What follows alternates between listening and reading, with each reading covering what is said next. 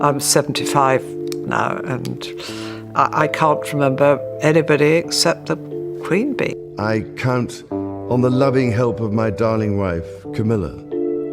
Dans un événement stupéfiant qui ébranle la monarchie, la princesse Anne aurait pris une mesure audacieuse et inédite en privant la reine Camilla d'un titre royal que l'on pensait depuis longtemps impénétrable. Depuis des années, les tensions s'accumulent au sein du palais, mais cette décision soudaine laisse présager une profonde scission au plus haut niveau de la famille royale. Qu'est-ce qui a bien pu pousser Anne à prendre une décision aussi extrême ? Et l'emportement passionné de Camilla, il est plus fort que les mots. Ce conflit royal a le potentiel de bouleverser définitivement l'avenir de la couronne. Voici ce qui s'est réellement passé. Le choix surprenant de la princesse Anne. Lorsque la nouvelle inattendue éclata que la princesse Anne avait déchu Camilla de son titre royal, elle secoua non seulement le Royaume-Uni, mais le monde entier. Au milieu d'une foule surprise, de lumières clignotantes et de caméras stupéfaites, ce qui avait commencé comme une fonction royale de routine se transforma brusquement en un désastre de palais massif et dramatique. Lors d'une grande cérémonie officielle, Camilla a foulé le tapis rouge avec son assurance et son assurance habituelle. Les salutations et présentations courtoises habituelles étaient ce à quoi elle s'attendait. Au lieu de cela, elle a subi une humiliation totale devant le public. Visiblement mal à l'aise, le présentateur marqua une pause avant de la présenter comme « Son Altesse Royale, la Duchesse de Cornouailles », un titre que personne ne l'avait entendu prononcer depuis des années. C'était un signe évident. Le titre de reine avait été retiré à Camilla, peut-être définitivement. Elle sourit avec assurance, puis hésita. Son regard se perdit dans l'anxiété. Alors que les caméras se concentraient sur elle, son sang-froid soigneusement préservé se brisa. Les journalistes l'ont immédiatement remarqué. Et la nation entière aussi. Les employés du palais, paniqués, se sont précipités en coulisses.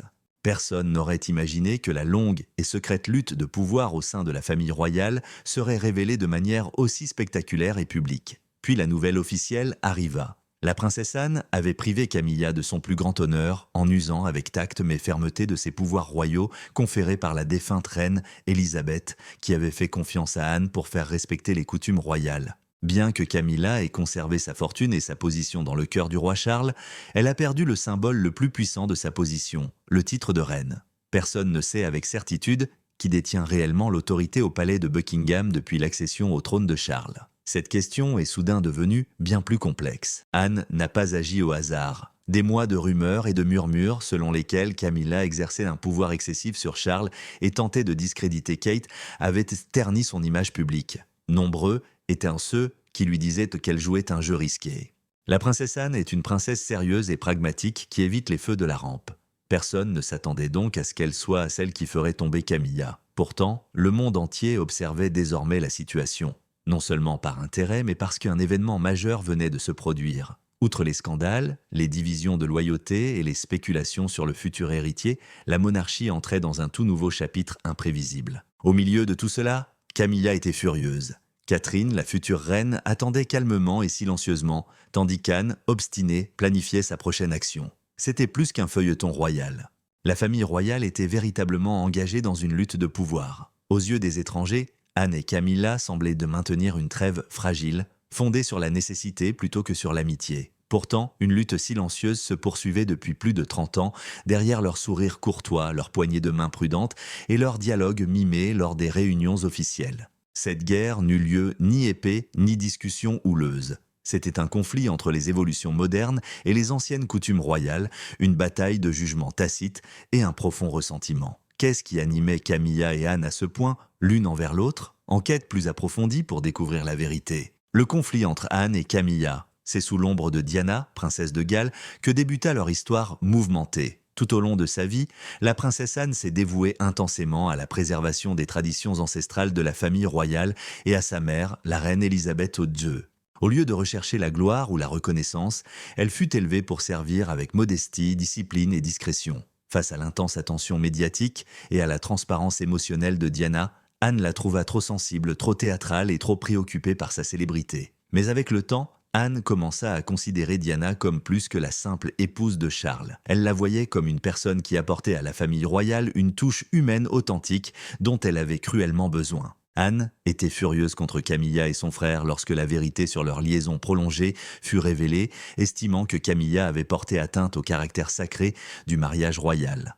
Anne ne dissimulait jamais sa colère, même lorsque d'autres restaient en silencieux ou murmuraient. Selon la princesse Anne, Camilla incarnait tout ce qui pouvait mal tourner lorsqu'on faisait passer ses propres désirs avant ses responsabilités royales. Selon Anne, le fondement de la monarchie reposait sur le dévouement, le sacrifice et une image publique irréprochable, des qualités qu'elle incarnait et qu'elle pratiquait elle-même. Anne estimait que Camilla n'était pas à la hauteur. Bien que Camilla ait finalement été acceptée par la reine Élisabeth, qui lui a même conféré le titre de reine consort avant sa mort, Anne ne s'est jamais vraiment attachée à elle.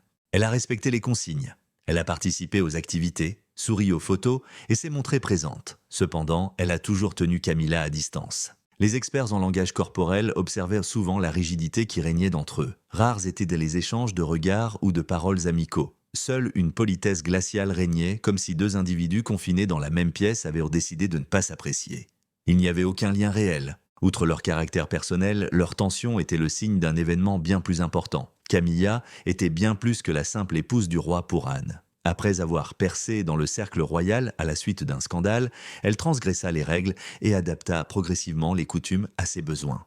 Pour Anne, fervente défenseur des principes royaux, c'était risqué. Elle pensait qu'être reine ne s'acquérait pas au prix d'une relation durable. Il fallait mériter cette responsabilité, la mériter et l'assumer avec honneur. Selon Anne, Camilla n'avait rien fait de tout cela. Cependant, son sang-froid inébranlable l'irritait profondément. Après des années de moqueries et de diabolisation de la part du public et des médias, Camilla avait enfin réussi à se faire accepter. Elle croyait mériter sa position. Avec Charles sur le trône, et elle-même officiellement couronnée reine consort, elle sentait que son parcours ardu touchait à sa fin. Elle ne réalisait pas qu'Anne attendait encore en silence l'occasion de riposter, ne se sentant pas à sa place.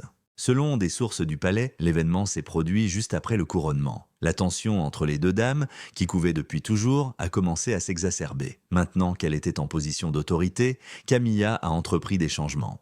Elle modifia la disposition des places lors des réunions officielles, proposa de nouvelles orientations pour les œuvres caritatives royales, certaines allant à l'encontre des convictions de longue date d'Anne, et suggéra même que ses propres petits-enfants devraient bénéficier d'une plus grande place au sein de la famille royale. Anne était attentive à tout cela et n'était pas satisfaite de ce qu'elle vit. Selon certaines sources, la tension entre eux aurait éclaté lors d'un événement privé à Windsor. Avec un sourire qui laissait présager une victoire, Camilla leva son verre et se présenta avec malice comme la véritable matriarche. Anne se retint de rire. « Tu peux porter la couronne, mais cela ne signifie pas que tu en portes le fardeau », dit-elle avec une précision glaciale. C'était un avertissement clair, pas une simple résurgence soudaine. Et peu après, une action fut entreprise. Anne croyait être la seule véritable défenseur de la tradition royale après le décès de la reine Élisabeth. Ce qu'elle considérait comme une ambition ou une volonté excessive de la part de Camilla la laissait sans patience. Anne ne s'arrêtait pas lorsque Camilla allait trop loin. Leur conflit froid et silencieux se transforma en opposition ouverte. Mais les concours de cris et les conflits à grande échelle ne sont pas souvent la manière dont l'autorité est exercée dans le royaume royal. Elle se déroule en silence, à travers des papiers dûment signés, des regards et des conversations chuchotées. Camilla était discrète dans ses manières. Elle organisait des repas secrets, faisait des recommandations discrètes et dissimulait ses objectifs derrière une rhétorique sur la tradition et la modernité. Ses intentions étaient pourtant évidentes pour ceux qui l'écoutaient. Derrière les portes royales, elle désirait davantage de contrôle. Puis, la goutte d'eau a fait déborder le vase. Camilla a commencé à plaider pour que son fils, Tom Parker Bowles, soit nommé à un poste au sein de la famille royale comparable à celui de conseiller. En plus de lui donner son mot à dire dans la planification royale et peut-être même dans les négociations de succession, ce rôle le placerait au plus près des décideurs importants. Non seulement Tom n'avait ni titre ni lignée royale, mais ses postes avaient toujours été attribués à ceux qui étaient nés dans la monarchie plutôt qu'à ceux qui y étaient mariés. Anne trouvait donc cela ridicule. C'était une véritable manœuvre de pouvoir et une grave violation de procédure, selon Anne. Elle en avait assez. Anne ne pouvait plus regarder l'ascension furtive de Camilla aller trop loin. Camilla a-t-elle alors tenté de modifier la hiérarchie royale ? Demandons-nous l'effort de Camilla pour transformer la monarchie. Des rumeurs circulaient selon lesquelles Camilla cherchait à modifier l'ordre royal. Un détail superficiel comme celui qui entre en premier dans une pièce, qui s'assoit le plus près du monarque lors des cérémonies officielles ou qui occupe la meilleure place lors d'un dîner royal, pouvait paraître absurde à quiconque se trouvait hors du palais. Cependant, à l'intérieur de ces vieux murs, ces règles revêtent une signification profonde. Elles représentent l'autorité, la dignité et la position d'une personne au sein de la hiérarchie de la monarchie. Camille ne se souciait pas seulement de modifier la position des individus, plus encore que d'autres membres de la famille royale ayant consacré leur vie entière au service du trône. Elle désirait davantage de valeur pour sa propre famille, ses enfants d'avant son mariage avec Charles. La princesse Anne n'en pouvait plus. Anne avait déjà beaucoup enduré. Les projets favoris de Camilla semblaient de plus ostentatoires que fonctionnels. Ses insultes, subtiles à Catherine, la princesse de Galles, et son attitude constante provoquaient un effet de coulisses sur Charles. Camilla ne remettait cependant plus seulement en question la tradition. L'identité de la famille royale était entièrement remodelée par elle. Anne rencontra Charles en privé et avec sérieux. Elle lui rappela que l'ordre formel, les titres royaux et les fonctions n'étaient pas que des traditions ostentatoires. Elles étaient sacrées et ne devaient jamais être modifiées pour s'adapter aux désirs d'un individu. Toujours médiateur, Charles tenta de les écarter. Il affirma qu'Anne agissait de manière excessivement rétrograde et que l'objectif principal de Camilla était de moderniser les choses. Ce fut une grave erreur. Anne comprit que si la monarchie devenait une tribune pour les aspirations personnelles du peuple, elle ne durerait pas, surtout pas pour ceux qui avaient déjà sapé la confiance du public envers la famille royale. Elle considérait que les enfants de Camilla n'appartenaient pas à la dynastie royale, quelle que soit leur gentillesse ou leur talent. Ils se sont sentis trahis d'avoir été placés au-dessus du prince William, de Kate et de leurs enfants, véritables héritiers du trône. Selon ses proches, Anne est ressortie de cette rencontre avec une conclusion tranchée. Camilla avait franchi la ligne rouge. Comme elle semblait exploiter sa position pour remodeler la monarchie à sa guise, Anne ne pouvait plus la reconnaître comme reine. Elle n'allait pas non plus attendre que Charles agisse. Elle montrerait l'exemple. Au château de Balmoral, paisible retraite de la famille royale dans les Highlands écossaises, ce qui devait être un week-end tranquille, devint le théâtre d'un conflit qui couvait depuis des années. L'anxiété régnait désormais plutôt que le calme dans les couloirs de pierre glacée de Balmoral, autrefois chargés des souvenirs des générations précédentes. La réunion fut convoquée par la princesse Anne. C'était inhabituel en soi. Anne n'était pas une reine du drame ni quelqu'un d'exigeant. Elle arrivait, faisait son travail et ne disait rien. Le palais l'écouta donc lorsqu'elle lança un message officiel exigeant la présence de tous. Charles arriva épuisé et inconscient de la gravité de la situation. Lorsque Camilla reprit connaissance, elle était encore certaine de pouvoir se sortir de tout problème par la parole. Elle l'avait déjà fait lorsque les scandales avaient éclaté, lorsque ses détracteurs avaient murmuré et même lorsque sa vie avait été à jamais marquée par le souvenir de Diana. Mais cette fois, quelque chose était différent. Anne était calme, ferme et bien armée. La discussion s'est tenue dans l'une des plus petites salles de Balmoral, à l'abri des regards indiscrets et des employés indiscrets. Il n'y avait pas grand monde. Charles, Anne, Camilla et quelques conseillers de haut rang en qui ils avaient confiance. Anne leur demanda de parler, mais personne d'autre ne le fit. Qu'est-ce qui poussa Anne à révoquer les titres de Camilla? Examinons la question plus en détail. Le titre de reine, que Camilla utilisait lors des cérémonies royales officielles, fut brutalement révoqué. À partir de ce moment, du moins lors de toutes les réunions où le roi n'était pas présent, elle devait être appelée duchesse de Cornouailles. La transition ne se fit pas en douceur. Dans une remarque bien ficelée, Camilla tenta d'asseoir son autorité en rappelant à tous qu'elle était la fille unique de la reine Élisabeth II et la colonelle des Bleus et de la famille royale, un titre royal prestigieux. La princesse Anne resta cependant sceptique.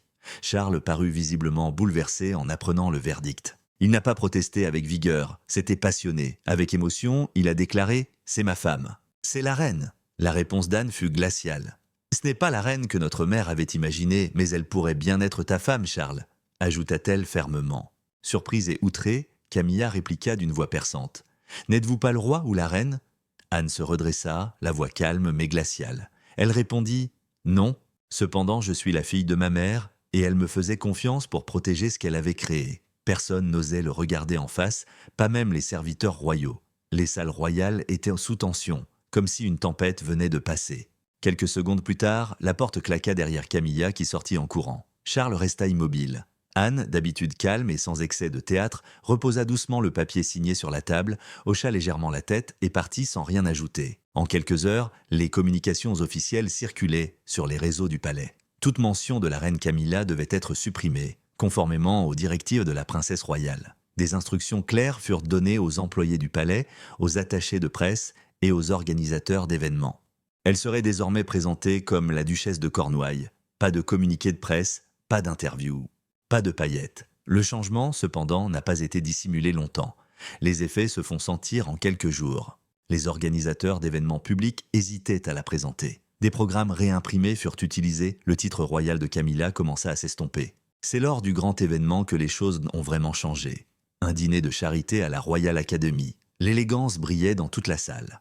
Les dignitaires se sont rassemblés sur de luxueux tapis cramoisis, sous des lustres dorés et des flashs d'appareils photo. Aux côtés de Charles, la reine Camilla a fait une entrée triomphale, vêtue d'une robe saphir profond et d'un diadème éclatant, mais ce n'était qu'une apparition parmi d'autres. Même si tout était sûr, confortable et maîtrisé, rien ne pouvait la préparer à ce qui allait se passer. Son Altesse royale, la duchesse de Cornouailles, fut accueillie par l'hôte à son arrivée sur l'estrade, impatiente d'entendre son titre royal. L'assistance se figea. Une vague d'applaudissements gênés succéda à un moment de silence surpris. Et Camilla s'arrêta net. Elle crut un instant avoir mal entendu. Les caméras enregistrèrent le moindre tremblement de son visage. Elle jeta un coup d'œil à Charles, qui partageait son regard étonné, puis à l'hôte. Et elle comprit à cet instant, il n'y avait pas eu de hasard, personne ne l'avait alerté. Aucun message secret n'avait été diffusé au préalable. Il n'y avait eu ni rumeur ni fuite. Un démantèlement public a eu lieu, les conseillers royaux étaient en délire dans les coulisses. Un organisateur d'événements a entendu un murmure, quelqu'un chercha un téléphone. Mais c'était trop tard. Tout le monde avait été témoin de la scène. Les journalistes expérimentés ont immédiatement perçu la tension. « Vous avez entendu ?» murmura quelqu'un. Elle venait d'être rétrogradée en direct. La nouvelle s'est répandue comme une traînée de poudre. Les tweets sont nés de murmures. Soudain, les tweets sont devenus des nouvelles.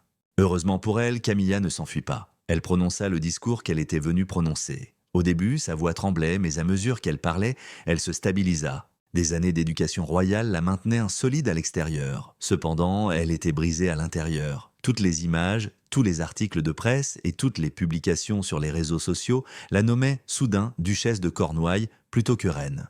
Après des années de persévérance silencieuse et de critique publique, le titre pour lequel elle s'était battue lui échappait. Selon certaines sources, Camilla était bouleversée à son retour au palais ce soir-là. Elle insista pour connaître la vérité. Une erreur a été commise par le personnel administratif. Une erreur, un malentendu. Cependant, Camilla n'était pas dupe. Le langage était trop intentionnel, trop parfait. Un ordre direct avait été donné par quelqu'un. La princesse Anne était la personne en question. C'était plus qu'un simple affront. C'était un coup calculé, exécuté en public. Des années de travail ont été anéanties par une simple modification de mots. La réponse ferme mais mesurée d'Anne a été saluée par les éditoriaux. Ils ont parlé d'un retour aux traditions. Ce fut un véritable phénomène sur les réseaux sociaux. Sur Internet, des hashtags comme Duchess Again sont devenus populaires.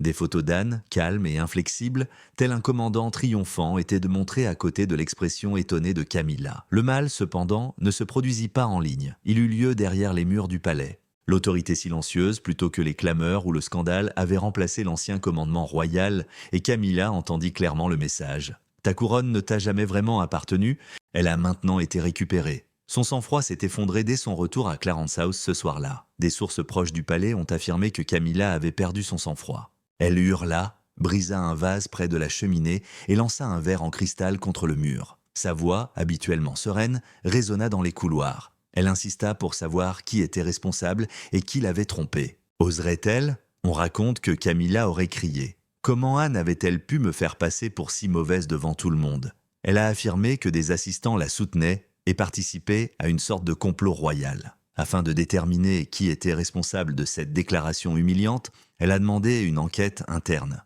La colère de Camilla se transforma peu à peu en désespoir. Elle passa des heures enfermée dans ses appartements, refusant d'y aller. Une seule déclaration fit tomber celle qui, du statut d'outsider de la famille royale, était devenue consort après avoir affronté les rumeurs de cour et la haine populaire pour finalement porter la couronne. En quelques secondes sur scène, tous les combats qu'elle avait menés pour être acceptée et crédible ont été anéantis. Ni titre, ni tiare, ni époux ne pouvaient la protéger cette fois. Camilla était-elle la seule membre de la famille royale à avoir du mal à gérer la situation ? Allons nous y intéresser. Conflit au sein de la famille royale. Outre Camilla, d'autres personnes s'effondraient. Des sources proches du dossier affirment que le roi Charles jonglait déjà entre son statut de souverain contemporain et une famille divisée. Il a contacté sa sœur, Anne, après le gala. Après des années de tension, ce qui avait commencé comme une conversation paisible a rapidement dégénéré en une violente altercation. Selon certaines sources, Charles lui aurait dit « Tu as dépassé les bornes ». Non Charles, c'est toi qui l'as fait, dit Anne, le jour où tu l'as couronnée reine. Le silence fut total à la fin de l'appel. Charles se promena seul dans sa bibliothèque ce soir-là. Il hésitait entre critiquer publiquement le choix d'Anne, s'y opposer ou garder le silence. Mais une chose était sûre, il déclarerait la guerre à Camilla s'il lui rendait officiellement son titre. Outre Anne, d'autres membres de la famille pensaient que Camilla représentait un danger pour l'avenir de la monarchie. Guillaume et Catherine étaient de présents dans ce rassemblement paisible. Durant la tempête, ils restèrent silencieux, mais leur silence était puissant. Camilla ne fut pas défendue par eux. Anne ne fut pas affectée par eux. Guillaume envoya également un mot à Charles le lendemain matin. C'est la couronne qu'il faut protéger et non les individus. Elle était profondément blessée. Charles aussi le sentait. Malgré son amour pour Camilla, il avait le devoir de défendre l'organisation dans laquelle il était né. Lorsque Camilla apprit que ses adversaires avaient fait plus que simplement la déshonorer, elle fut mise à l'écart et déchue de son titre. Ils étaient l'un meilleur qu'elle. Aucun drame public ni communiqué de presse n'ont eu lieu, mais chacun savait qu'un changement important s'était produit. Ce fut un changement silencieux au sein de la monarchie. Et ce n'est pas le monarque qui en est à l'origine. C'était la princesse Anne. Longtemps sous-estimée, Anne a pris un risque que personne d'autre n'a pris. Elle n'a pas pleuré, ni cherché à attirer l'attention. Elle n'a fait que capitaliser sur sa position, son nom de famille et la confiance que sa défunte mère lui accordait. Au lieu de faire beaucoup d'histoires, elle a protégé la couronne en agissant avec fermeté et discrétion. La famille royale, mise à rude épreuve et ébranlée depuis des années, s'est retrouvée un peu plus forte grâce à elle. Autrefois considérée comme la femme qui influencerait le destin de la monarchie, Camilla perdit peu à peu son importance. Moins de publicité et de rassemblements publics. Les rumeurs sur son pouvoir commencèrent à s'estomper à la cour. Bien qu'elle soit restée l'épouse de Charles, elle n'était plus le centre de son règne. Son titre et l'idée que son autorité était incontestée avaient disparu. Charles aussi connut une transformation. Ceux qui l'entouraient voyaient un monarque plus réservé et contemplatif. Un monarque qui comprenait désormais que la génération future, et non lui, était au cœur de l'affection de la famille royale. Catherine et William, ainsi que leurs enfants. Mais c'est Anne qui a allumé la flamme. Qu'en pensez-vous de la décision soudaine de la princesse Anne de déchoir Camilla de ses titres royaux? Partagez vos impressions dans les commentaires. N'oubliez pas d'aimer et de vous abonner.